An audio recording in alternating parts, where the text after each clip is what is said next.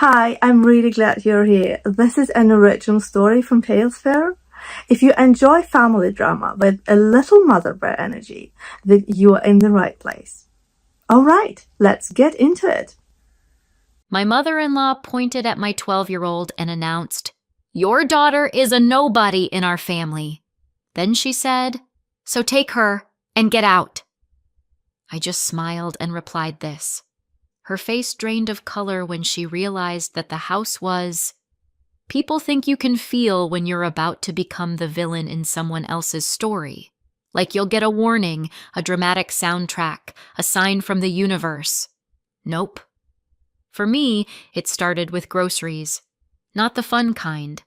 The kind where you're standing in a Brooklyn supermarket late at night, comparing prices on oatmeal because someone upstairs thinks generic is a moral failing. That was my life. My name is Claire Callahan. I'm an art conservator, meaning I make damaged, priceless things look like time never happened to them. In other words, I fix messes for a living. I just didn't expect to marry into one. We lived in a brownstone in Brooklyn Heights, one of those tall, narrow houses people photograph and call charming, while ignoring the fact that it's basically a money pit with nice windows. Judith, my mother-in-law, called it the Callahan home, like it came with a family crest. In reality, it came with a mortgage, property taxes, insurance, utilities, repairs, and a steady stream of emergencies, Judith announced like she was reading breaking news. My husband Andrew was a junior architect at a small firm. Good guy in public, polite, quiet. In private, he had a talent for turning into furniture whenever his mother entered a room. His dad, Harold, had suffered a stroke about a year and a half before everything really detonated. He used a wheelchair, needed daily meds, therapy exercises, and constant routines. Judith treated his care like an insult she'd personally been handed. So the routines became mine. And quietly, so did most of the bills. It wasn't that Andrew didn't contribute. He did. But the heavy, ugly parts, the parts that kept the house running, those were mine. The auto pays, the insurance calls, the pharmacy refills, the co-pays. Judith didn't call it help. She called it your responsibility. Because Andrew was her son, Harold was her husband. The brownstone was her home.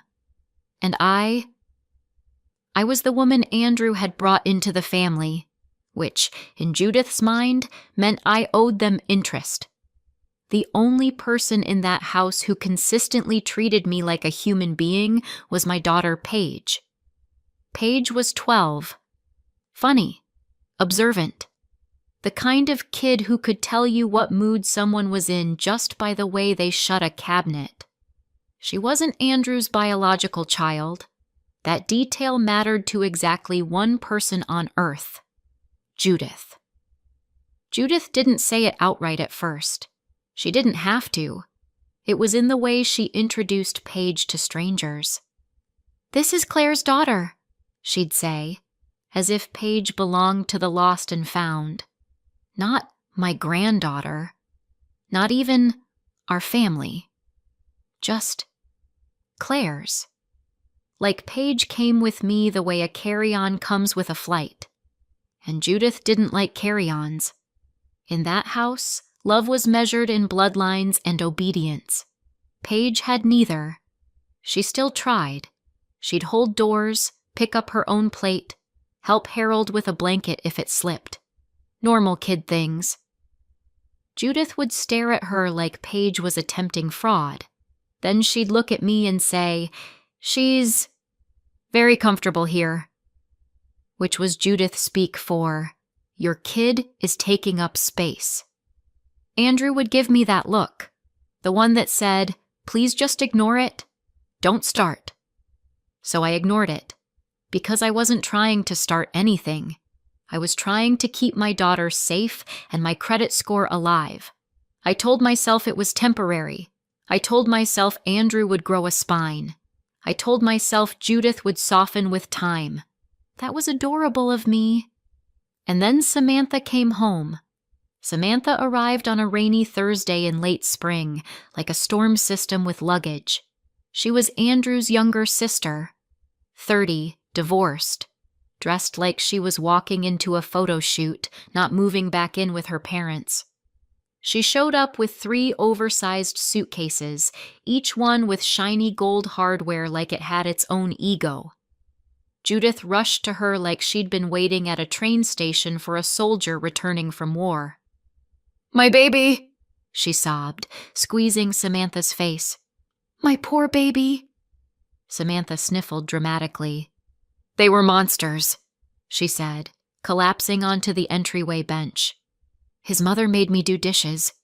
Every day." Judith gasped like Samantha had just described torture. "They don't deserve you," Judith hissed. "You're home now.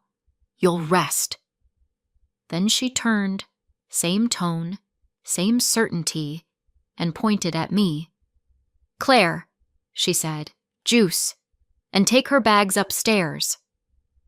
No hello, no how are you, just a task list. I didn't move right away because I was holding Paige's hand. Paige had been doing homework at the kitchen table and wandered over when she heard the commotion. She looked at Samantha's suitcases like they might explode. Samantha noticed Paige and smiled. Not a warm smile, a smile like a cat noticing a bird. "Well," she said, dragging out the word, "who's this?" Judith answered before Paige could. "This is Claire's daughter," she said. "Paige." Just the name. No affection attached. Samantha's eyes flicked over Paige, her backpack, her sneakers, the way she stood close to me. Then she looked at me. "So," she said lightly, "she helps around the house, right?" It was a question shaped like a statement. Paige's fingers tightened around mine. "She's 12, I said. Samantha shrugged. "I was babysitting at 12. It builds character." Judith nodded like she'd just heard scripture. "Exactly," she said. "Paige needs discipline." Paige's face went still. She was used to Judith's little digs, but this one was different. This one was about ownership. Andrew appeared in the doorway, startled. "Sam," he said. Samantha launched herself at him with a squeal, crying into his shoulder. Andrew hugged her awkwardly and glanced at me like he was waiting for instructions. I didn't give him any, because I knew how this worked. Samantha would cry, Judith would rage, Andrew would fold, and I would be expected to make everything smooth. The first demand came before dinner.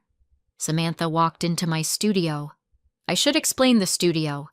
It was a converted back room on the first floor with big windows and a locked cabinet for chemicals.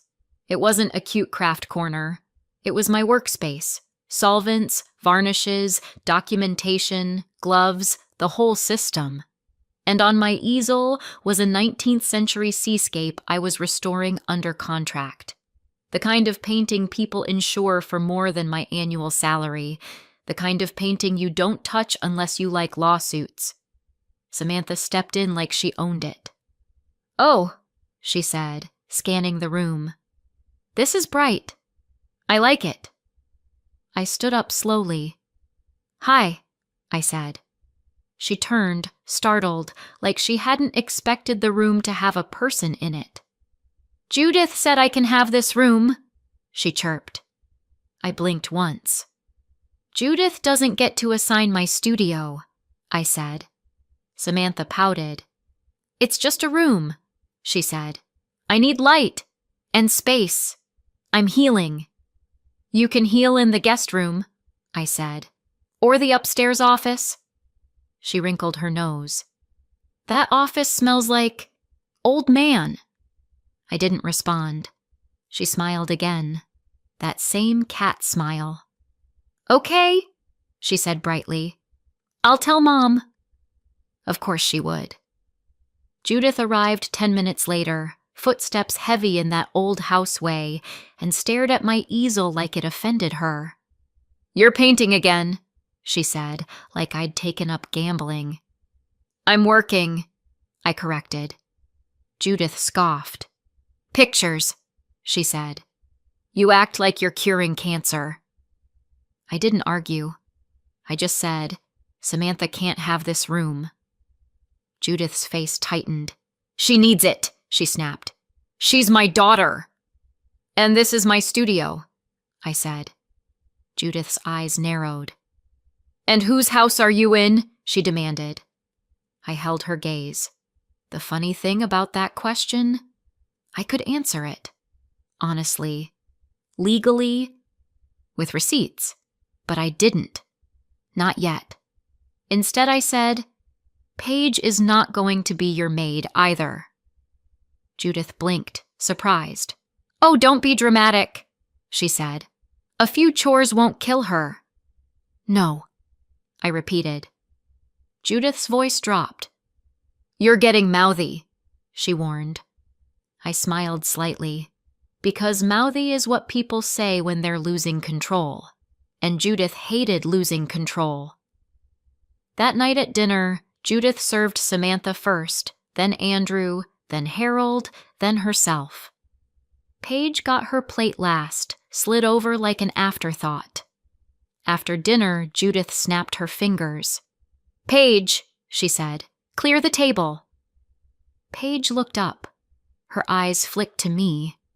I said gently, "You can take your plate to the sink." Paige did. Judith's nostrils flared. "And the rest?" she insisted. "No," I said, still gentle. Judith slammed her fork down. "This is why she's spoiled," she said, pointing at Paige like she was evidence. Paige froze. Andrew stared at his plate. Harold stared out the window like he'd left the room without moving. Samantha smirked. And that was the moment I realized something important. They weren't going to stop. Not with the studio. Not with Paige. Not ever. Unless something forced them. So I started watching. Listening. Collecting. Because if there's one thing I'm good at, it's restoration.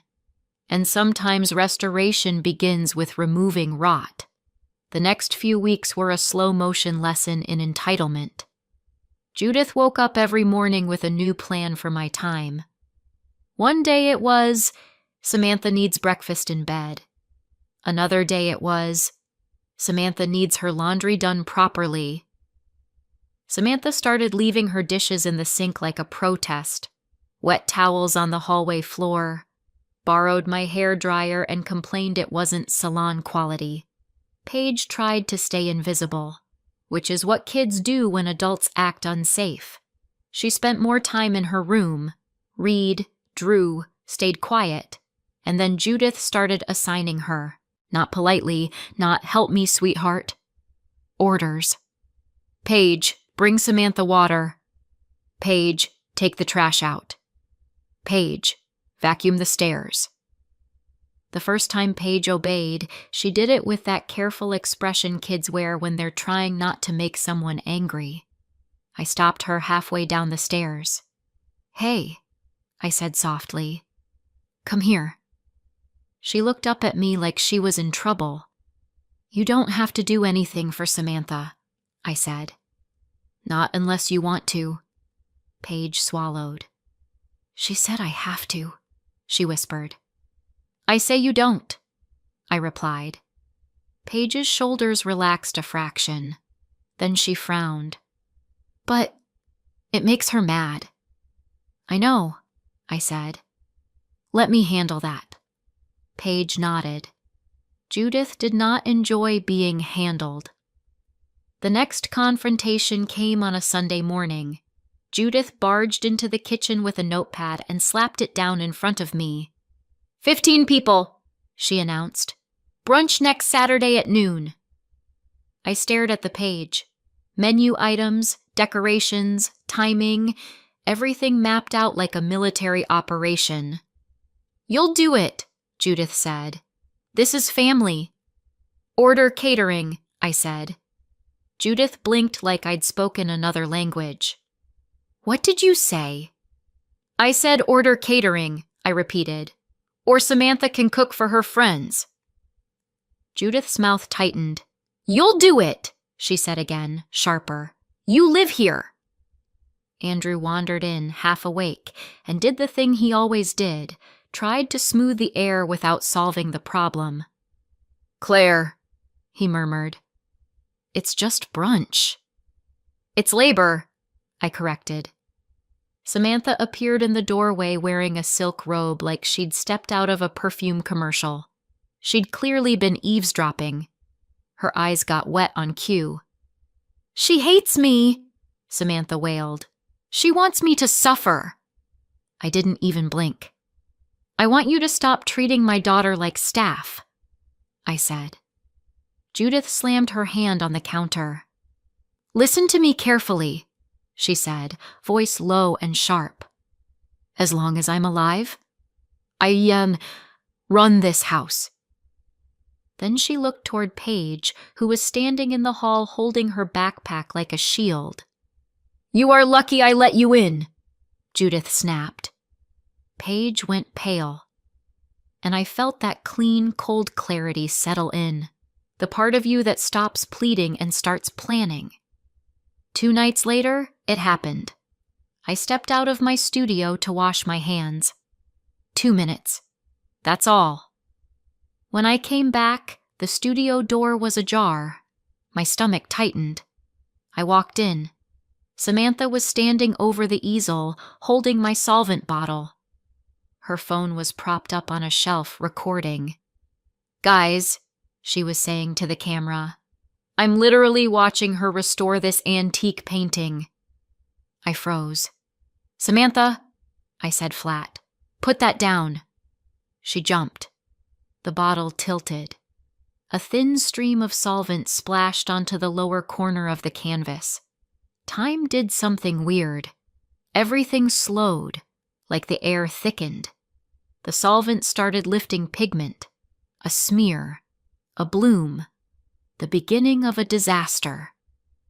Samantha looked at the wet patch like it was someone else's problem. "Oh my God," she whispered. "It's fine, right? It's just cleaner." "It's not cleaner," I said quietly. Paige appeared behind me in the doorway and froze. Samantha's eyes darted to Paige, and because Samantha couldn't help herself, she tried to redirect. "Why is she even in here?" Samantha snapped. "She shouldn't be allowed around chemicals." I turned slowly. "Get out," I said. Samantha stormed out, already rehearsing how to be the victim. Paige stayed, silent. I crouched down in front of her and took her hands. "You didn't do anything wrong," I said immediately. Paige swallowed. "She's going to blame me." "She can try," I said. "But I saw it. I know what happened." Paige nodded, eyes glossy. Then my phone buzzed. A bank alert. "Transfer complete." I frowned, confused. Then my stomach dropped. I opened my banking app. My savings account, my emergency fund, was missing. Not a few $100s. A full chunk. Gone. I walked into the living room where Andrew was sitting, staring at the TV without watching it. I held up my phone. "Where is my money?" I asked. Andrew's throat bobbed. "It was for Samantha," he said. I blinked once. "For Samantha," I repeated. "She needed it," he rushed. "She's going through a divorce, Claire. She doesn't have access to her accounts. Mom was freaking out." "You stole my savings," I said, very clearly. Andrew's face went red. "I didn't steal," he snapped, defensive. "We're married." "That account is in my name," I said. "You moved money without my permission." Andrew looked away like shame was a lighting issue. She needed a lawyer, he muttered. I stared at him for a long moment. Then I said, Did you know she just damaged a painting in my studio? Andrew froze. His mouth opened, then closed. Judith's voice drifted from upstairs. She was on the phone, telling someone how unstable I'd been lately. Andrew's shoulders sagged. We'll fix it, he whispered. I tilted my head. You? I asked. Or me? He didn't answer. And that was the moment I stopped trying to save the marriage. Because it's hard to stay married to someone who treats you like a resource. And it's impossible to stay married to someone who lets your child be treated like disposable. That night, Paige slept in my bed. Not because she was scared of the dark, because she was scared of the people in the house. I lay awake listening to the creaks of an old building and the quiet hum of my own thoughts. And I made a decision. Not a dramatic one, a practical one. Some damage isn't accidental, it's intentional. And you don't repair intentional damage by being nicer. You remove the source. The next morning, Judith acted like none of it mattered, like the painting was just a picture, like my savings were family money, like Paige was a nuisance ruining the vibe. That weekend, the brunch happened anyway. Not because I cooked, because I didn't. Judith ordered catering last minute and screamed until it appeared. Samantha wore a satin dress and filmed herself walking down the staircase like she was in a reality show. At one point, Samantha shoved a tray toward Paige. Hold this, she said, without looking. Paige glanced at me. I shook my head. Paige stepped back. Samantha's eyes narrowed. Excuse me? She snapped. Paige's voice was small but steady. No, she said. Judith swooped in immediately. What did you just say? Judith demanded. Paige swallowed, trembling. I said no, she repeated. Judith turned her fury on me like a spotlight. Teach your child manners, she hissed. My daughter has manners, I said. She's not your server. Judith's lips curled. She's not my anything, Judith said, cold. The room felt too quiet for a second. Then Judith pointed. Not at me, at Paige. Like Paige was a stain on the carpet. Your daughter is a nobody in our family, Judith said, loud enough that someone near the doorway stopped moving. Then she added, like she was issuing a verdict. So take her and get out. Paige's face crumpled, not into tears, into shock. Andrew inhaled sharply. Mom, he started. Judith cut him off with a glare. Samantha smirked. And I smiled. Not a sweet smile. Not a fake, keep the peace smile. A calm one. I'm flying to LA, I said pleasantly. Judith blinked. What? I said Los Angeles, I repeated. Good luck. Then I turned to Paige. Go pack a bag, I said gently. Just your essentials. Paige hesitated, eyes wide. We're leaving? She whispered. Yes, I said. Right now. Judith recovered enough to scoff. You don't scare me, she snapped. This is my house. I tilted my head. Is it? I asked. Judith stiffened. What did you say? I didn't answer immediately. I walked to the entryway table where mail was stacked in Judith's usual chaotic pile, and I picked up a folder, the one I kept there deliberately, because Judith never touched my paperwork. She hated paperwork. She hated anything she couldn't bully into submission. I pulled out copies, deed, mortgage statements, and held them up. My name, right there, right beside Andrew's and Judith's. Judith's face changed. Not anger. Recognition. Fear. Andrew went pale. Samantha's phone lowered. "You're bluffing," Judith whispered. I shook my head. "I've been paying the mortgage," I said calmly. "From my account. For years." Judith's mouth opened. Closed. "No," she said sharply. "You wouldn't." I smiled. "I already did," I said. I held up my phone. Auto pay. Canceled. I'd done it that morning. Quietly. After booking 2 one-way tickets. Brooklyn to LA. Judith's face drained of color. Andrew stared at me like the floor had vanished. "You're going to ruin us," Judith whispered. I shrugged. "I'm not ruining anything," I said. "I'm just not saving you anymore." Paige came downstairs with her backpack and a small duffel. She looked terrified. I took her hand. Judith stepped forward like she was going to block the door. Andrew didn't move. He just watched. Because that's what he did. I looked at Judith. "You should have thought about this before you called my daughter a nobody," I said. Then I opened the door. And we walked out. The first week after we left, my phone didn't stop. Judith called. Andrew texted. Samantha sent voice notes, long, sobbing performances where she claimed she was being targeted. I didn't answer. Not because I was being dramatic. Because I was busy.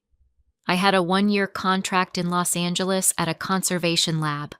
Good pay, serious work, professional respect, and something I hadn't had in a long time. Air. Paige adjusted faster than I expected. Kids do that when they finally feel safe. She stopped flinching every time a door shut hard. She slept through the night. She started humming while she did homework. Little things that make you realize how much fear she'd been carrying quietly. Back in Brooklyn, the house started falling apart almost immediately. Not physically, financially. Overdue notices, late fees, calls from the loan servicer. Judith tried to fix it the only way she knew how, by screaming at customer service. It did not work. Harold's routines fell apart too. Med refills slipped. Appointments got missed. Something went wrong. He ended up in the hospital again. Andrew called me from a waiting room, voice raw. "Dad's in trouble," he whispered. I closed my eyes. Not because I didn't care. Because I did. "Is he stable?" I asked. Andrew swallowed. "They don't know yet," he said. "Mom says she didn't know what to give him." I was quiet for a second. Then I said, "I did know." Andrew's breath hitched. "Claire, please," he whispered. "We need you." I stared out the window of my temporary apartment in LA, watching palm trees sway like they had no idea what Brooklyn stress felt like. "I'm not your emergency plan anymore," I said softly. Then I hung up. Samantha's situation didn't improve either, because Samantha's divorce crisis wasn't just emotional, it was financial. Credit cards, loans, people who wanted their money back. Collectors started calling the house. Samantha started spiraling. The brownstone turned into a pressure cooker, Judith blaming Andrew, Samantha blaming everyone, Andrew drowning in it all. Months passed. I didn't go back. Not for Judith's guilt trips. Not for Andrew's apologies that didn't come with action. I focused on work, on Paige, on rebuilding a life that didn't revolve around managing other people's chaos. Then, one afternoon, my attorney called. Matthew Collins. A calm voice with sharp paperwork. "They've been served with a pre-foreclosure default notice," he said, Foreclosure is moving forward. I leaned back in my chair. Paige was at the counter doing homework, chewing a pencil like she could intimidate fractions. Okay, I said. Matthew paused. You're not surprised, he observed. No, I said. I'm prepared. They reached out, he added. They want you to come fix it. I smiled. Of course they do, I said. A week later, I flew back to New York, not alone, with Paige and with Matthew. We walked into that brownstone like we belonged there, because legally, I did. Judith opened the door and froze. She looked older, not in a dignified way, in a hollow, stressed way. Andrew stood behind her, pale and exhausted. Harold sat in his wheelchair near the staircase, staring at nothing. Samantha was on the couch scrolling her phone like denial had Wi-Fi. The air smelled like stale takeout and panic. Judith forced her voice into something sharp. Well, she sneered, you came back. I didn't sit. I nodded toward Matthew. This is my attorney, I said. Judith's eyes widened. Samantha scoffed. Oh my God, are you being dramatic? Matthew opened his folder. I'm here to discuss options, he said evenly. You have very few. Judith snapped. This is our home. Matthew didn't blink. It's a property secured by a loan, he said, and the loan is in default. Foreclosure is pending. Judith's mouth opened. Andrew swallowed. Samantha's phone lowered. I stepped forward. I spoke with the lender, I said. They'll allow reinstatement and a refinance. Judith's eyes lit up with desperate hope. See? She snapped at Andrew. She'll fix it. I held up a hand. Not for free, I said. Judith's hope froze. I will only take over the loan and pay the arrears if the property is transferred entirely into my name, I said. Quitclaim deed. Signed. Judith's face went white. Andrew took a shaky step forward. Claire, he pleaded. Come on. It's my family's house. I looked at him, and for the first time in years, I didn't soften my voice for his comfort. Your family treated my daughter like trash, I said. And you watched. Andrew's eyes filled. Please, he whispered. Samantha snorted. This is extortion, she muttered. Matthew looked at her. It's leverage, he corrected. And it's legal. Judith's hands trembled. You're taking everything from us, she whispered. I tilted my head. No, I said. I'm taking back what I paid for. Judith's voice cracked. What about us? She cried. I looked at Paige. Paige stood beside me, quiet but steady. I turned back to Judith. What about her? I asked. Judith flinched. She couldn't say it now. Not with me standing there. Not with a lawyer in the room. Not with the truth sitting on the table. I nodded once. Sign, I said. Or don't. But if you don't, I walk out, and the lender takes the house. It took 15 minutes. 15 minutes of Judith shaking, Andrew pleading, Samantha sighing like she was the victim of stationery. Then they signed. Matthew collected the papers. Good, he said. We'll proceed. Judith looked at me, wet-eyed. You're evil, she whispered. I nodded once. If protecting my child makes me evil, I said calmly, then yes. Then I turned to Andrew. I'm filing for divorce, I said. Andrew's face collapsed. I didn't argue. I didn't scream.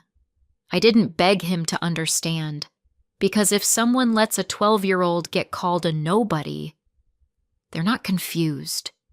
They're committed. I took Paige's hand. We walked out. And this time, I didn't look back. A year later, Paige and I were still in Los Angeles. We weren't glamorous. We weren't performing for anyone. We were peaceful. Paige joined an art club, made friends, laughed loudly again. She stopped apologizing for existing. As for the brownstone, it was in my name. I renovated it slowly, carefully, the way I restore paintings, remove what's rotten, stabilize what's worth saving, protect what's vulnerable. And then I sold it, not out of spite, out of closure. Sometimes Paige would ask, quietly, "Do you think they ever felt bad?" I'd look at her and say, "It doesn't matter. Because guilt doesn't undo damage. But choice? Choice does. They made theirs. And I made mine. I chose my daughter. Finally. So tell me, did I go too far? Or not far enough? Let me know in the comments. And if you're new here, subscribe for more.